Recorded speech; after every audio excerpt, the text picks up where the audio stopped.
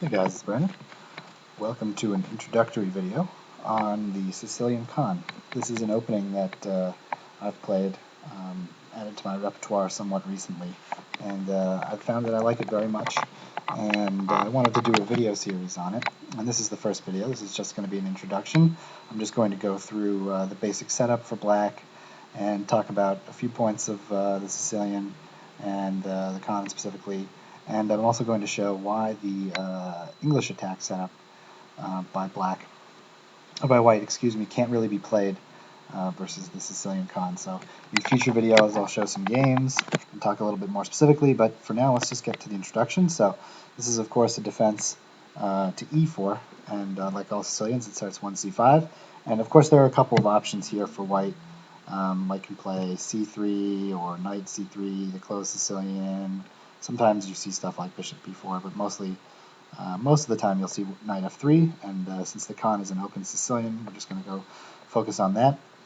The first thing to notice here about the con variation is that it starts for black to e6, as opposed to the knight orb from the dragon and some other stuff that starts with to d6. So we start with 2e6, and there's a couple of good points and a couple of bad points about this move to e6, which we'll discuss in a little bit. And like all open Sicilians, d4, c takes d, knight takes d.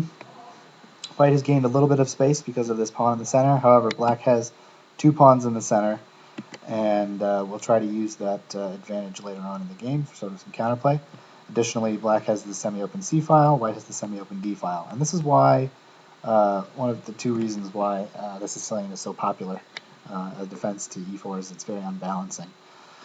So anyway, the next move in the opening is this move a6. So this has a couple ideas behind it. It prepares the move b5, gaining space and preparing bishop b7, and also keeps control of this very important b5 square. So no knight or bishop can come in and throw some checks or something on this b5 square. And here white has a couple of options. One of the drawbacks of the Sicilian con is that it does allow white, if he chooses, to play the move c4 and set up this Maroczy bind type of position. Now, maybe you might be asking yourself, well, why can't white do this in the other types of Sicilians? Well, the reason is after e4, c5, d6, e4, c5, knight f3, d6, if white plays the open Sicilian, black immediately has the opportunity to play knight to f6, putting pressure on the e4 pawn, which sort of leaves white without many other options except to defend the pawn by playing knight to c3, because the pawn cannot advance due to it just being captured by the d-pawn. So white is usually forced to play knight to c3 here just to defend the pawn. However, in the Sicilian con variation, there's no pawn on d6. So if white were to play here, black were to play here immediately knight to f6, trying to put pressure on the e-pawn, but white can just push the e-pawn forward and chase the knight and gain some space. So, as a result, white is not forced to put the knight on c3 right away, and thus can choose if they want to play c4 and play for this Maroczy bind type position, which I'll go over some games later on, and we'll talk about how to play against the Maroczy bind type positions. But in any case, oftentimes you see white trying to get typical open Sicilian types of positions and will play knight c3, which is where the move that marks this variation as the con comes in, the move 5, queen c7. One other possibility here is to play knight c6, which is known as the Taimano Sicilian, but we're going to talk about the con, obviously. And putting the queen on c7 does a couple of things. First of all, like as we said before, it can't be harassed by a piece on b5, so it's pretty safe here. Okay, obviously, it develops a piece. It controls the e5 square to prevent white from pushing this pawn, so it's a preparatory move to get the knight out here. And also puts the queen on the semi-open c file, and does put a little bit of pressure on this knight on c3, which can become a bit of an issue if white plays the setups like the English defense, English attack, which we'll see a little bit later. So I'm just going to go through a little bit of this. This is not really theory here, but I'll just sort of show you typical setups that black is aiming for. The setup. The thing about the con is that you can sort of choose to play the con as a system and sort of set your pieces and your pawns up the same way, virtually regardless of what your opponent's doing.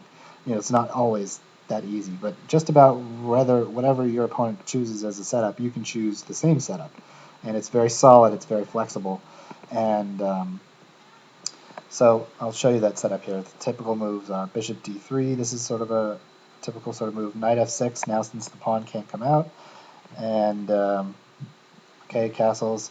Bishop e7. Bishop e3. These are just not necessarily theoretical moves by white, but just sort of showing the general setups. Castles.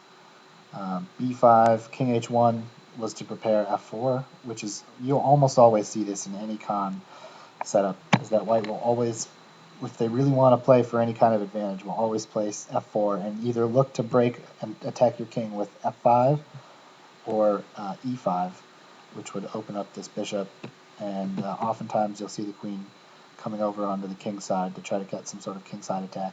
This will be white's plan, and in general, white will, in all open Sicilian just about, try to get some sort of attack on your king.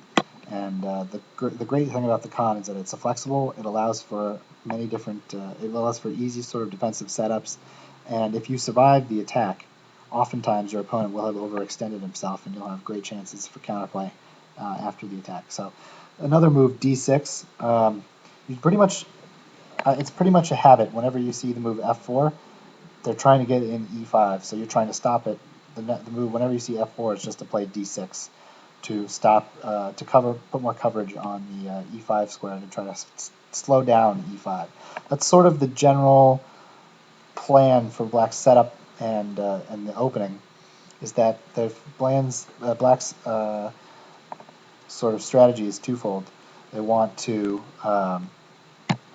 develop their pieces onto these squares here, and we'll just put that on the board. So something like queen e1 is something you'll see a lot, just to try to get the queen over. Bishop b7 and knight bd7. So this is sort of the general setup that you're aiming for, and you can play for this setup pretty much regardless of what white does. And the idea is, of course, like most Sicilians, to try to get pressure onto the e4 pawn, and also try to keep control of the e5 square, to try to slow down any of white's attempts to play the e4 e5 space gaining move. And so you'll notice the queen, the pawn, and this knight here on d7 are all focusing on the e5 square. And the reason this knight goes on to d7 is for a few reasons. A, to be able to replace this knight in some circumstances, still keep control of this e5 square, and to keep the c file open for counterplay with moves like rook to c7 and keeping play on the c file open. So that's why in this and in a lot of open Sicilians, actually, you'll see this knight belongs on d7, where actually it can jump into c5 and try to get some. You can try to get some play going with that, but most importantly, keeps the c file open, and also at the same time controls the e5 square. And also it can come into f8 if this rook moves out of the way. Sometimes a knight on f8. There's a famous saying by Bent Larsen, the famous Dutch super grandmaster, who was a world championship contender and a really great player for many, many years. Unfortunately, I think he has the dubious distinction, along with Taimanov, as being best remembered for being beaten 6-0 by Bobby Fischer on his way to his 1972 World Series championship. But he had a famous saying that with a knight on f8, you can't get mated, or respectively f1, because from f8 the knight controls can keep track of this h7 square, or if need be, can hop into g6 and sort of block the g file or something if there's pressure coming down the g file. So oftentimes a knight on f8 is a very nice defensive piece. So this d7 knight can come down to f8 if need be to play some defense. So okay, just a little quick recap. This is the general setup you're looking for in the con Sicilian. You want the knight on f6, d7, bishop e7. The pawns here, Scheveningen Sicilian style, and actually this sort of has transposed into a Scheveningen attack. And okay, this typical standard Sicilian stuff. Looking for pressure on e4 and trying to control the e5 square, and that's what you're looking for. Now, if white really wants to, he can organize his pieces in such a way that he can push e5 through eventually. Oftentimes you can see the knight coming back to f3, bishop moving out of the way, and the queen or rooks or something. There's not really enough possibilities to stop e5 in the long run, but just in the opening you're trying to slow it down. Oftentimes I've found that people won't even try for e5, they try to just press through with f5 and then open up the f file, and this is very dangerous because you have to watch out for the open f file. A lot of times there's possibilities for exchange sacks with the rook, and another thing to be aware of is that even as a pawn sacrifice after f5, if you let white push e5 through, there's a lot of pieces around the king. Even as a pawn sacrifice, that would open up this bishop on the diagonal of the king. So there's a lot of attacking possibilities for white, just like in any Sicilian, but there's a lot of good defensive possibilities and a lot of chances for counterplay. Other things, you may see white really push with the kingside pawn push, but of course with the king castled on this side, that makes it especially dangerous. Okay, other things to keep in mind about the Sicilian Con, you'll be playing, of course, for stuff like rook c8, later on counterplay on the c file, and of course the d5 break, possibly at some point. So that's just about the introduction for the general setup that I wanted to show for the Sicilian Con. I did want to explain really quickly before the end of this video that the Sicilian Con does not allow the English attack setup and or slash Yugoslav attack setup that I will show you, and you guys probably know what I'm talking about if you've played the Sicilian as black. That does come from the move to d6, and if you play, for example, the Najdorf defense with a6, the English attack comes from the moves bishop to e3, and then let's say e5, knight comes back, I don't know, bishop here, and then queen d2. And white will play f3, g4, g5, h4, h5, try to attack you on your castle king side, and will castle queen side. This is pretty dangerous, and as far as I know is the main line against both the Sicilian Najdorf and the dragon, although as the dragon it's not called the English attack, it's called the Yugoslav attack, but it's the same concept, pawn on f3, and then black castles kingside, and we'll try to exchange the dark square bishops, because in the dragon, of course, black plays g6, bishop g7, and we'll try to play h4, h5, and attack the pawn, which is here. And it can be dangerous, very dangerous for black. So this is a sort of a thing, I would say, I don't know, maybe 1 out of every 10 games that I play, maybe 15 games that I've played with the Con as black, people have gone in for this sort of setup against the Con, but it doesn't work. And I'll show you why it doesn't work against the Con. So the reason is because of this move 2 e6. So after these exchanges here, knight c3, queen c7, if white plays bishop d3, then okay, knight f6, and queen d2, trying to go in for this sort of English attack, Yugoslav attack setup. Black has a very, very powerful response, and that response is due to the fact that this bishop is not blocked in by a pawn on d6. So black can play bishop b4, pinning this knight and putting immediate pressure onto the e4 pawn. So white has to do something about this pawn on e4. So the knight is actually sort of almost double pinned. You'd have to move the king and the queen out of the way to be able to move this knight. And it's pressurized by the queen, which we put on c7. So white has to do something about this pawn, and something logical that sort of fits into the English attack sort of setups would be to play f3. But that allows black to play d5. Okay, white can't push because the pawn just gets taken by the queen. If white chooses to exchange, well, now knight after knight takes, this is all pinned up, and there's 3 pieces now attacking this knight, and I think this is losing a pawn by force. I don't know if at this point there's any way to defend against losing the pawn here. So if white chooses to exchange on after playing d5, if white chooses to exchange, then you get this more pressure on this knight. So that's very good for black.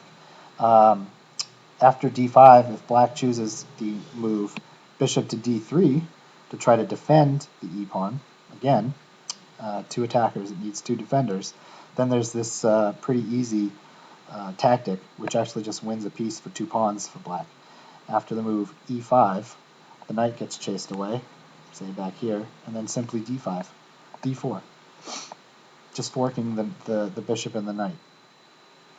So I'll go through that briefly, really quickly, again, to show you why you're not allowed to play the English attack versus the Khan variation. And the important key move here is that after queen d2, bishop b4 is very strong. Putting pressure on the e-pawn, of course, which cannot advance and needs to be protected. So after f3, the key move is d5, putting another attacker on it, threatening to win a pawn again. And if black chooses to exchange, then we just have so much pressure on this knight, it's almost like winning a pawn. I don't know if there's any way for black to really hold on to the pawn. So even like a3, bishop, pawn takes, queen takes, that even forces the queens off. So something like this would even force a queen trade. Excuse me, this was wrong.